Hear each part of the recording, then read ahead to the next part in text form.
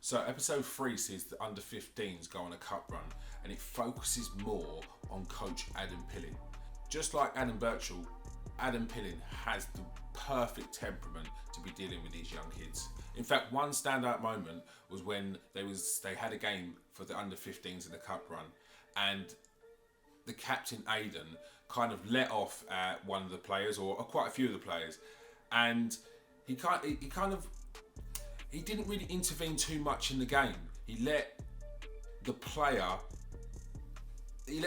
deal with it in the game. But then afterwards, straight after the game, after they went into the dressing room, he pulled him aside and had a word with him and explained to him, as a captain especially, you need to have a better temper. You need to give him constructive criticism. They could take it in the wrong way, they could clam up, and they're not gonna then be the best player that they need to be because you're digging them out. But what was also good about the way he spoke to Aidan was that he spoke to him like an adult. He was to the point. He wasn't too harsh about it. He was understanding and empathetic that Aidan is still growing and maturing and doesn't know how to express himself in certain ways. But he done it in such a way which wasn't sort of demeaning or looking down at Aidan, that Aidan took it upon him to then go and essentially apologise and come at it with a different angle next time. And you could see Aidan grow as a player and as a leader, and it was brilliant. It's very easy. It would have been very easy for Adam Pillin to pull Aidan aside, point the finger at him, have a go at him, and say, you don't treat people like that. You got to and that would have then could have been counterproductive, because then Aidan could have clammed up. He needs to do it in a way so that then Aidan would grow as a leader, and then show that he'd taken on board what was said, and then put that into practice, and he did that perfectly. So it also showed some of the younger players that had been injured and were just getting back into the team. Louis was one of them, and there was a couple of trialists as well. It shows what's really good about Inside Hale. It shows different aspects of the youth development. It's very. I can completely understand why you'd want to keep the younger age group out of the limelight, because it could very easily be overwhelming for them. We've seen in All or Nothing where Bukayo Saka says that he can't even go to the shops anymore without being sort of mobbed.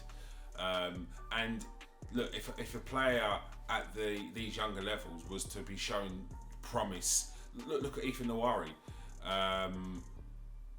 If he was in Hale End and a lot of limelight was in, which I'm sure it will now, I'm sure he's going to start to feel the effects of being in the spotlight now. So it's understandable. But what I think this is really good at is it's giving the Arsenal fans and football fans in general a real good insight of the steps and the full process of bringing a player through from the ages of like 9 to the ages of 15, 16, and until they get their professional contracts. So I'm absolutely loving it. And a shout out to the producer and the director and all the staff involved in this, and whoever's idea this is. Please come with a season 2. Now on to episode 4. Episode 4 focuses on talent identification. It starts off the episode talking to Steve Leonard, the guy who found many players, and the focus on this one is on Jack Wilshere and how he was found at Luton. What I like at this point here is it gives a really good breakdown very quickly about what Arsenal look for when they've got their scouting department sent out for players, and it also shows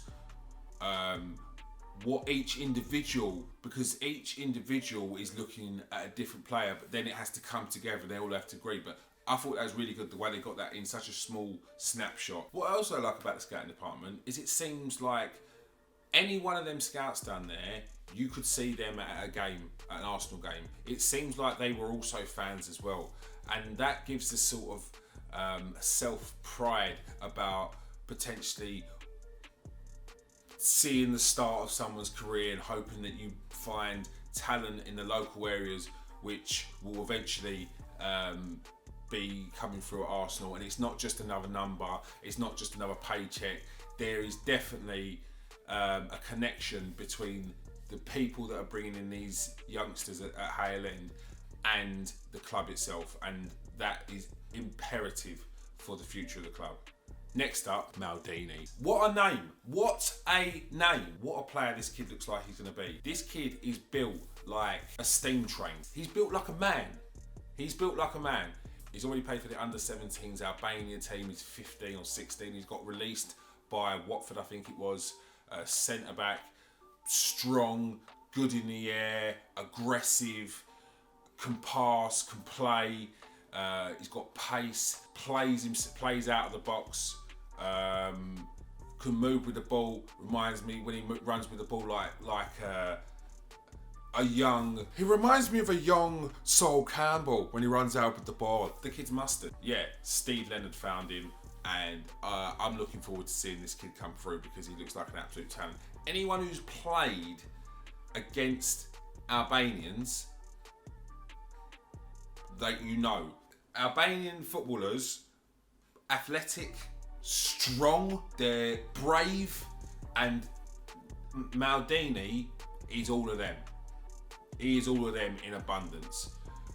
If Arsenal's youth development can nurture his talent to its full potential, this kid will definitely be an Arsenal player. 100% will be seeing this kid. So remember the name, Maldini.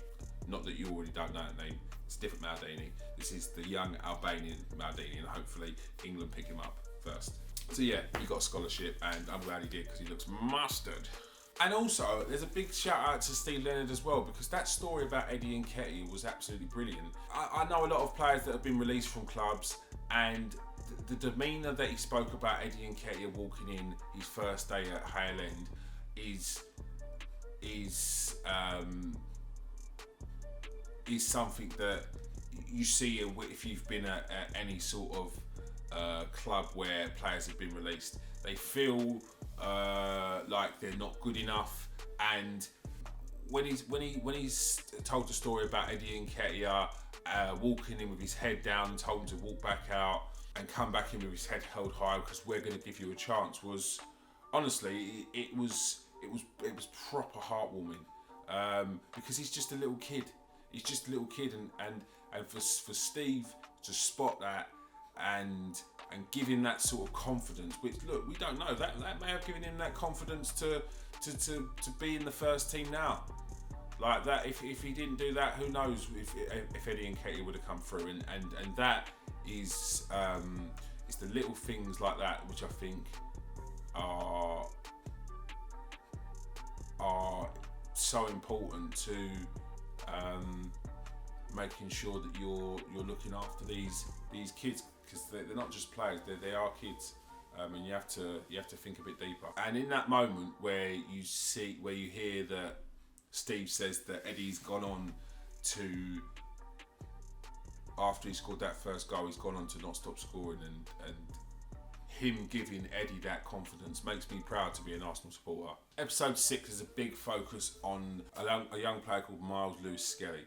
He's a real stable figure around the under-16s. He's got a mature head on his shoulders, and I was really impressed with his mindset considering his injury record. You could see that with his voluntary work, he was setting such a good example for some of the other players in the team, that you could visually see, as he was telling the story about the work that he was doing with the community, that it was uplifting to the players, and they were like, you could see them thinking, and I guarantee that at least 20-30% of those players that were in that squad there are probably doing community work now because of the story that Lewis told. So I think football's changed so much from when I was younger, that it was like it wasn't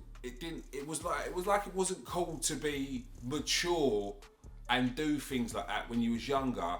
And I'm glad that these young players here And what I think this documentary will do here is for any young players that are watching that, they will see how you have to behave and to be at a top club, to be at any club, because that's the maturity you've got to have. Because you're 14, 15 and 16, but the time between you being at that young age and having to show maturity to then potentially being in the first team it will go in a flash.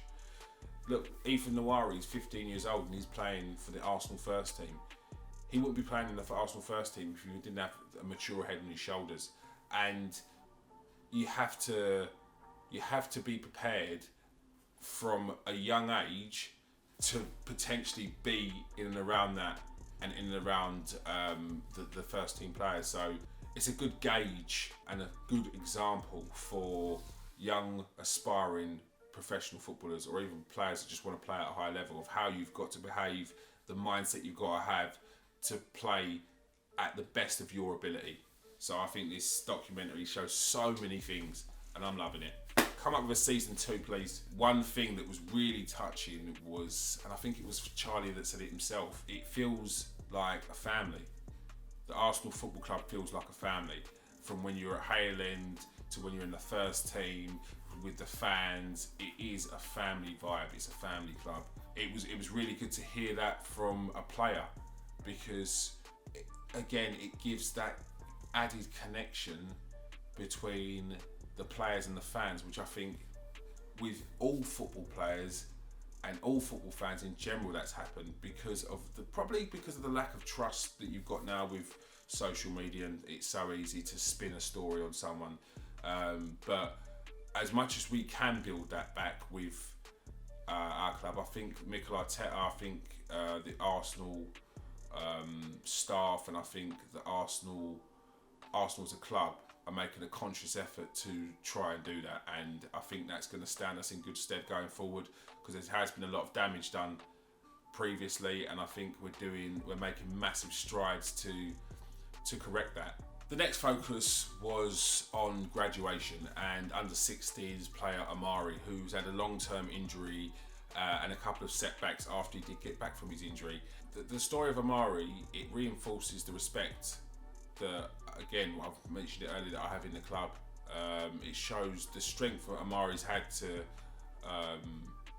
come through his injury setbacks at such a young age. You can see, you can hear in his voice, it's the sadness. So I will be following Amari's story because he just seems like a good kid, and you just want to see him succeed. And he looks like a baller as well. When he come on and played, he looks sharp, looks like a good player. And yeah, once again, big shout out to Arsenal for looking after him because they bought him in from Watford. He's had injury setbacks, he's hardly even played, and they gave him a scholarship still. So yeah, big shout out to Arsenal there because it could have it'd be very easy just to release the kid, but that would have shattered him, absolutely shattered him. They show a really good duty of care while looking after these players. We also got to see some of the young players going through graduation and doing their media training, which I've done myself, and it is quite fun. But it's really good that the levels that it's gone from when I did it years ago to where it is now is night and day. And you also get to hear some of their stories and a bit of insight into when they got called up for England or when they got picked by Arsenal. And yeah, again, another really good scene. The episode finishes with the scholars from the under 16s going to their first training session at London Colney. It'd have been good to see a follow-up video of them at their first day of London Colney. Hopefully you can. I'm sure there's more access to those sort of players now that they're over 16s. But yeah, overall, inside Hale, I thought it was absolutely brilliant. You get to see an insight of Arsenal Football Club, which we've never seen before. The players are a testament to the club. The way that they behave, the way that they play, the way that their mindsets, the way that they are with each other. it makes you immensely proud to be an Arsenal supporter. Big shout out to Alex Hoffman. I think he was the director of Inside Hale. This is honestly one of the best sports documentaries I've seen of academy football. I've seen the Crystal Palace ones before. I've seen the Leeds one I've watched before. Barcelona ones. This was brilliant.